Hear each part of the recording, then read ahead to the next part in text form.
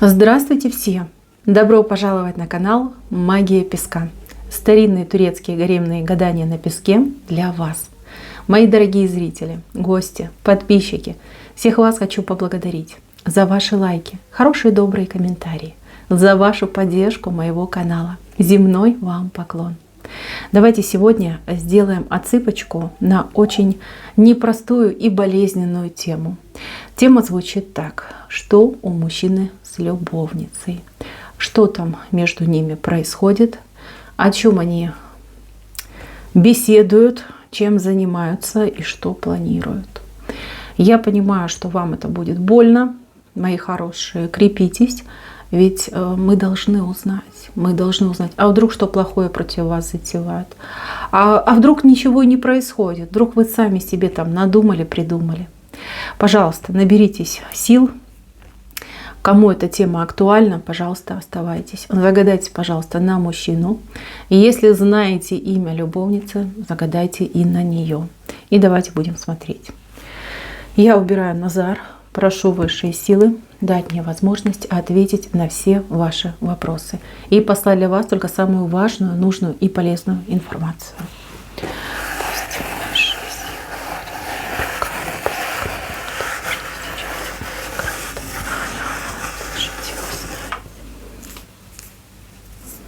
Ну да, есть. События есть, девочки.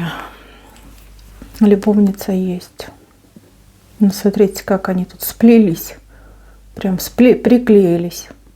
Знаете, когда собаки гуляют, вот они так друг к другу приклеиваются. Вот, очень похожая картинка. Вы простите, но именно такое сравнение идет. Значит, мои хорошие, мужчина ваш просто сошел с ума. Сошел с ума. Он себя не контролирует. Он не может трезво мыслить, рационально мыслить как тот мужчина, кого вы знали. Вот прям потерял голову и все. Вернее, как голова туда вниз ушла, а то, что у него там снизу болталось, вот вместо головы сейчас. Простите, но он просто у вас членоголовый. Извините, но я не могу по-другому. Я не смотрю такие темы. Я вообще не люблю это ковырять. Я такой человек нервный, понимаете? Не терплю несправедливости, предательства и вот таких вот безобразий. Просто безобразий, если не сказать крепче. Значит, мои хорошие, у него помутнение. Если проводить аналогии, считайте, что он болен, тяжело болен. У него, я не знаю, какие-то нездоровые состояния. Он сам себя не узнает. Он поменялся во всем, понимаете, во всем поменялся. И в работе, и в личном, и с друзьями, и с родными. Интересы у него полностью, вот знаете, как это каша в голове. Явно помутнение у него происходит. Он таким никогда не был. Никогда. Он был хорошим, он был отзывчивым, он был добрым.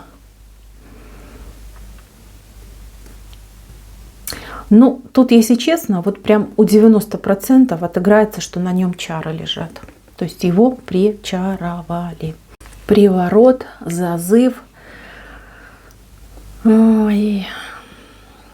Господи, что она только не делала. Она его тут и поила, и кормила, и что-то на фотографии его делала. И ходила, к разным людям ходила, и сама дома что-то делала.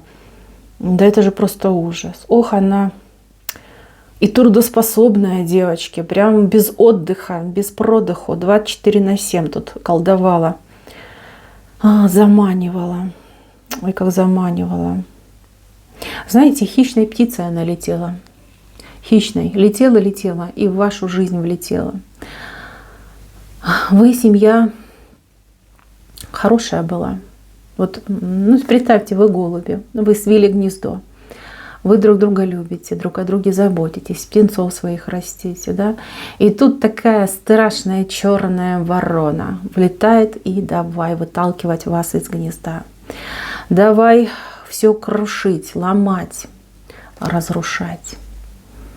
Ох, нехорошая женщина.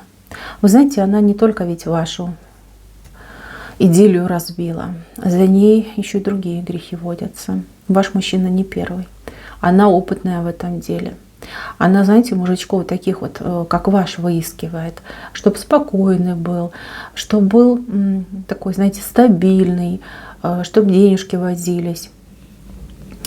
Ей не нужен мужчина для любви, ей нужен мужчина для спокойной, обеспеченной жизни. Ну, если бы она его любила, ну и то это не оправдание, да? То есть нельзя брать чужое, в принципе нельзя. Не укради, не возжелай жену ближнего, это же все в заповедях написано. То есть ну, это один из, это даже два, она же и украла, и возжелала вашего мужа. То есть 2 заповеди она нарушила. Нет ей оправдания, и оправдывать я ее не буду. Наоборот, хочется ее вот прям проклясть.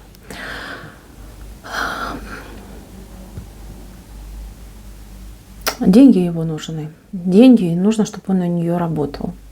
Возможно, у нее есть ребенок, либо у нее есть на руках, ну, допустим, да, какие-то родственники.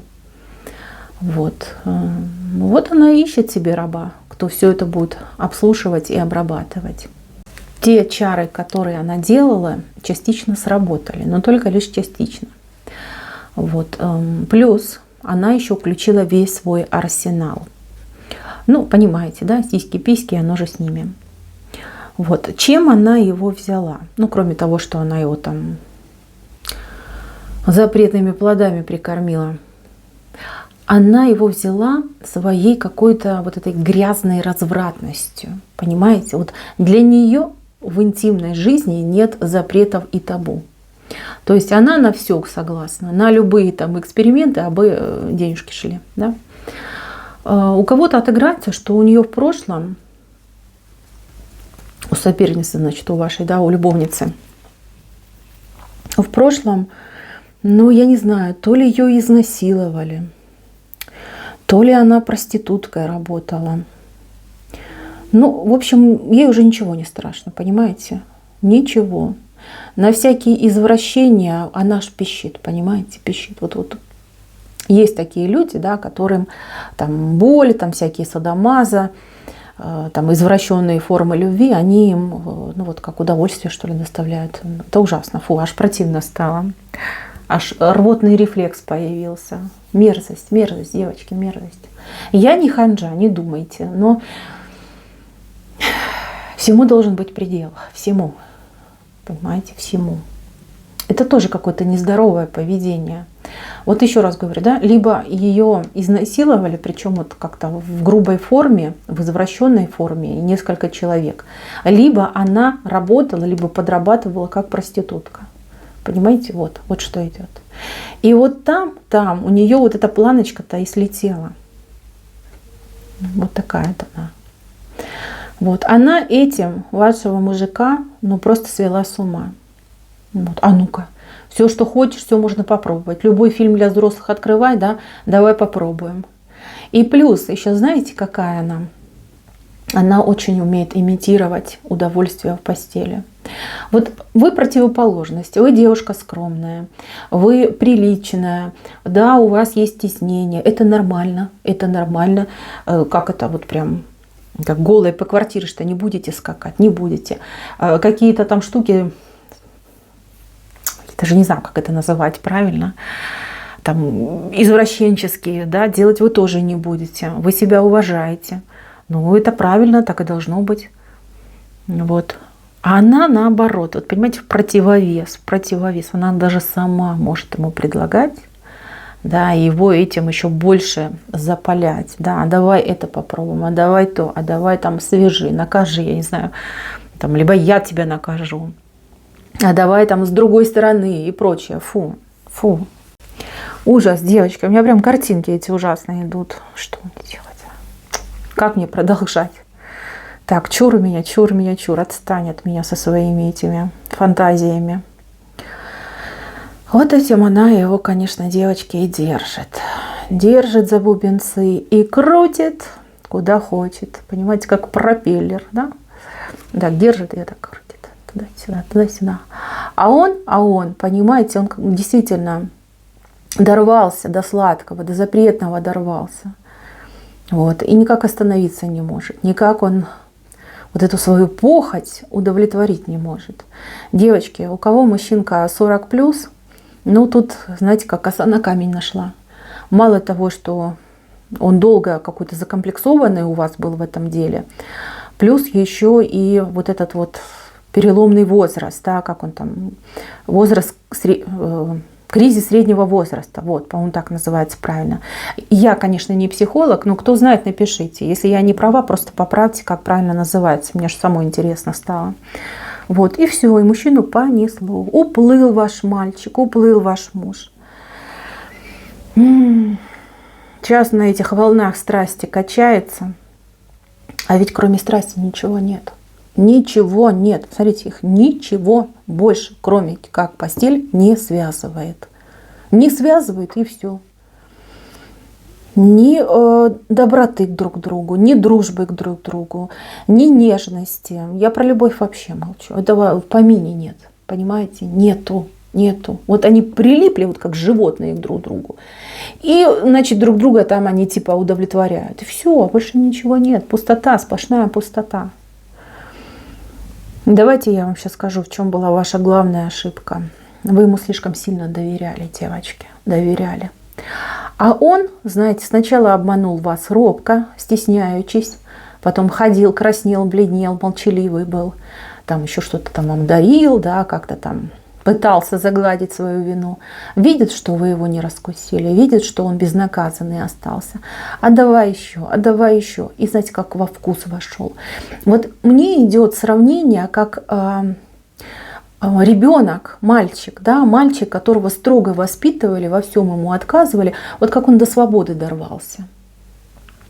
Знаете, надо все-таки было мужика в ежовых рукавицах держать. Каким бы он у вас хорошим, положительным не был, но, доверяя, надо было проверять. И проверять достаточно, знаете, как непредсказуемо. То есть вроде все хорошо, вы друг другу улыбаетесь, да, все вместе замечательно, а вы ему такая: где был, с кем был, что делал, а ну-ка давай, пруфы все на стол. Вот, надо было его держать, девочки. А вы такая добрая, вы такая милая, вы же так в него верили, Господи, вы же ему все отдали, всю себя отдали. У вас сейчас такая обида сильная, вы просто не знаете, как дальше жить, как мне с этим жить. Предали, сердце прям выняли, растоптали, на него нагадили, ногами буцают. Боже мой, такая боль у вас. Мне же самой плакать хочется, аж самой сердце ёкает. Не знаю, как вы справились, не знаю. Если бы не дети, наверное, вообще бы слегли бы, девочки, слегли бы. Ужас, просто ужас. Вам, кстати, очень по здоровью эта тема ударила. Очень-очень. Ой, ну что эти мужики делают, да, с нами? Что вот они делают? Ну что тебе надо было, а? Что тебе эти сиськи-письки, Господи? Не в них же счастье, Боже мой. Ужас, девочки, ужас. Знаете, вы про него не думайте и про нее пока не думайте. Вам собой надо заняться. Вам нужно встать на ноги.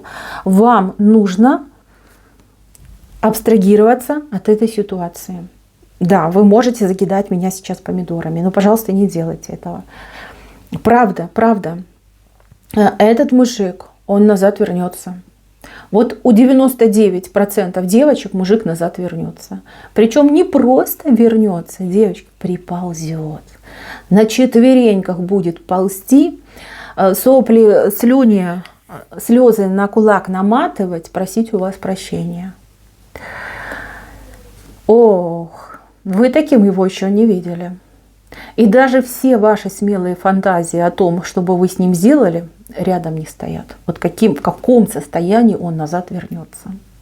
А у кого-то мужик вернется еще и больной. Больной с какой-нибудь заразой венерической. Представляете?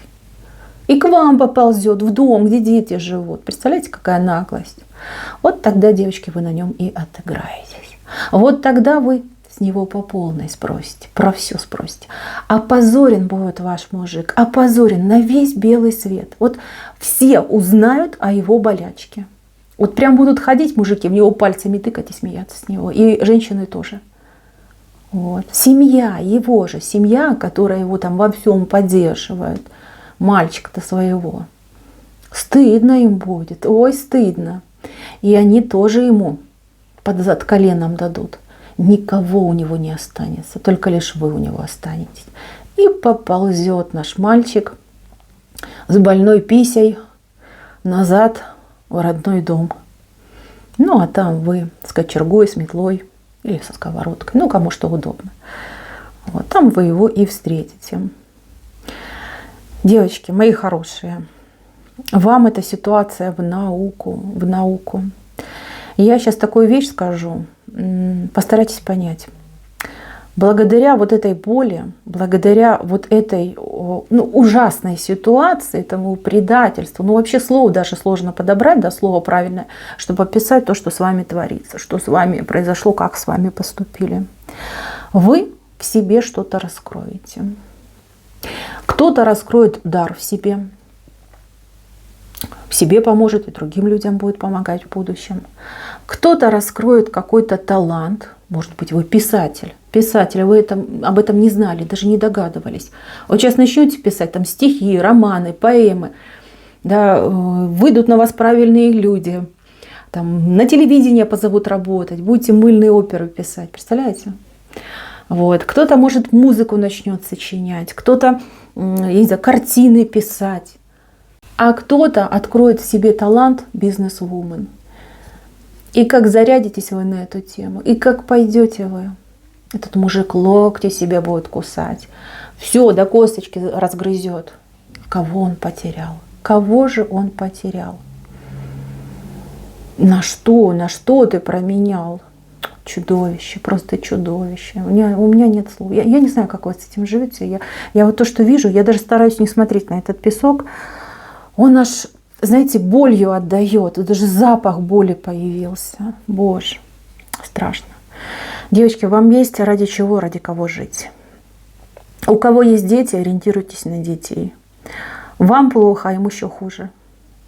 Вот представьте, да, папка исчез, променял на чужую бабу. И мамка лежит, да, болеет, на себя не похожая. Им страшно, девочки, страшно. Обратите внимание на своих детей. Пусть не ради себя, ради них. Вам есть ради кого. Вот. У кого детей нет, девочки, ну что ж, что вы себе думаете? Неужели какой-то мужик стоит вашей жизни, стоит вашего здоровья, стоит вашего будущего? Ой, любите его дальше, но любите его в прошлом. Ну вот таким, как он был раньше. Ну представьте, что он куда-то уехал. Уехал, его долго нет. Уехал. Вот, работает, да, делом занимается. Вот. Вытягивайте себя из этого состояния. Если вам нужна, например, там, психологическая помощь, так идите ее получайте. Ну что же вы сидите, вот это вот себя доводите, просто доводите. У вас уже на этой нервной почве какие-то серьезные гормональные изменения пошли. Я не доктор, я не разбираюсь в гормонах, но у вас вот какой-то дисбаланс гормональный идет. Прям очень сильный. Слушайте, волосики выпадают, кожа плохая, худеешь, наоборот поправляешься, спать не можешь, есть не можешь, все везде где-то болит, чешется, натирает. Девочки, вот оно. Зачем? Ради чего? Ради кого? Выбирайте себя, выбирайте жить. Я вас уверяю, приползет жалкое зрелище, будет проситься плакать, будет на коленях будет стоять, и будет плакать, и проситься назад. Вот тогда вы решите его судьбу. Решите. Я не могу сказать, примите, не примите, мне здесь не показано. Плюс вы все разные. Не показано. Решать будете сами. Видите, все в ваших руках. Вы, как Фемида, будете судить и выносить приговор. Это будет. Это в венце вышло. Если вы его прогоните, девочки, не прогоните. не удастся его прогнать. Его можно будет лишь только на время отогнать. Вы смотрите, сколько он мостов будет строить в вашу сторону. Мосты будет выкладывать, на горбу тащить, да, лишь бы мост к вам сделать. Сложно вам будет от него избавиться. Сложно. Ходить будет, на коврике возле двери спать, подстерегать вас будет. Даже кого-то будет подговаривать, чтобы за него заступились и вас уговорили. Сейчас вы за ним тужите, переживаете, хотите, чтобы вернулся. Придет тот час, когда вы будете мечтать, чтобы он исчез из вашей жизни. Просто исчез, испарился. Вот эта девка, которая с ним сейчас, она с него все соки выпьет, выжмет его, как лимон, и турнет, девочки. Турнет так, что мало не покажется. А перед тем, как вот разбежаться, они там то ли подерутся, то ли как-то разругаются, в хлам разругаются. Может, даже она его в чем-то будет обвинять, знаете, шантажировать и обвинять. Там, что там он ее ударил, там, или еще что-то сделал. Там он конкретно попал, девчоночки, конкретно. Совершил ошибку, ошибку страшную. И за эту ошибку придется заплатить сполна. И ваш мужчина заплатит. У него нет другого пути.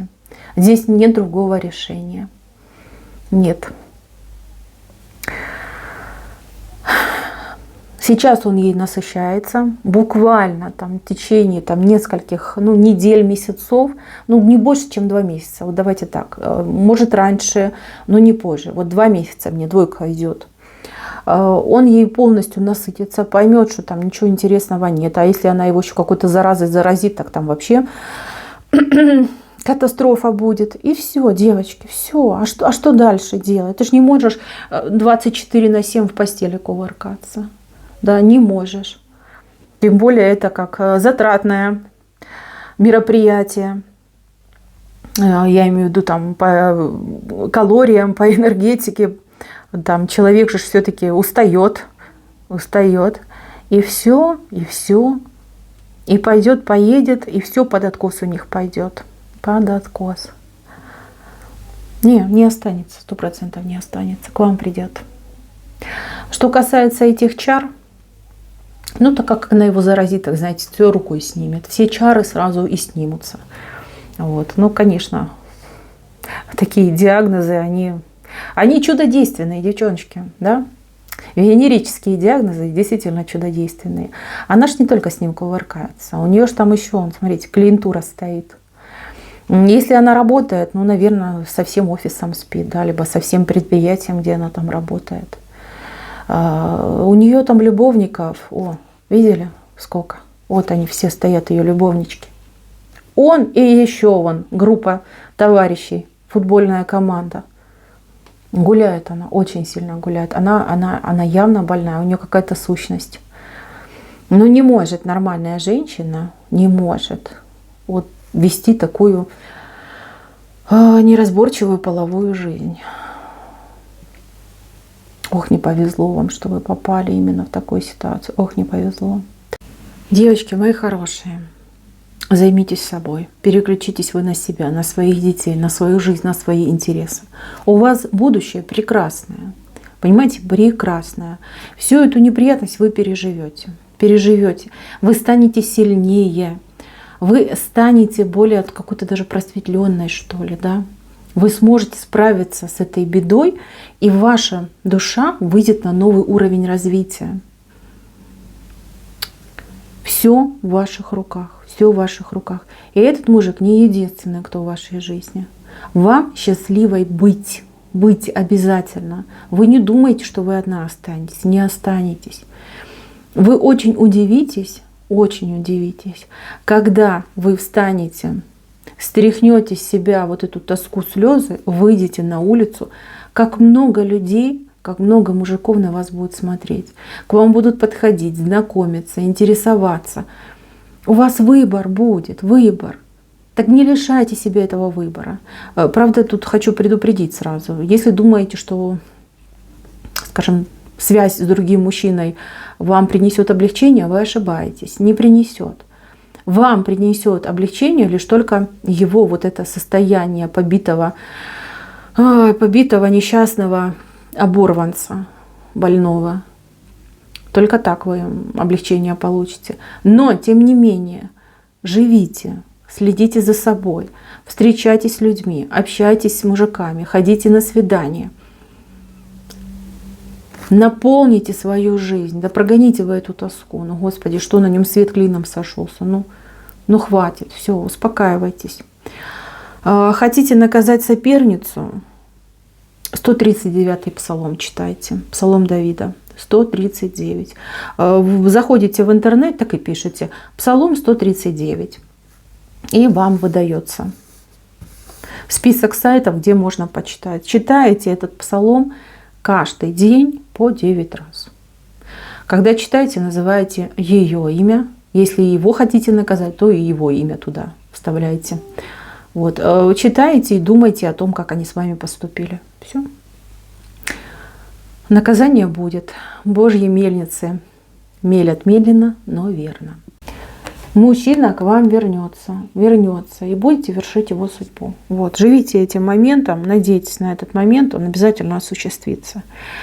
Вот. Как только это случится, все, как рукой снимет. И чувства к нему рукой снимет, и обиду снимет, да все снимет. Почувствуйте безразличие и свободу. Это обязательно будет.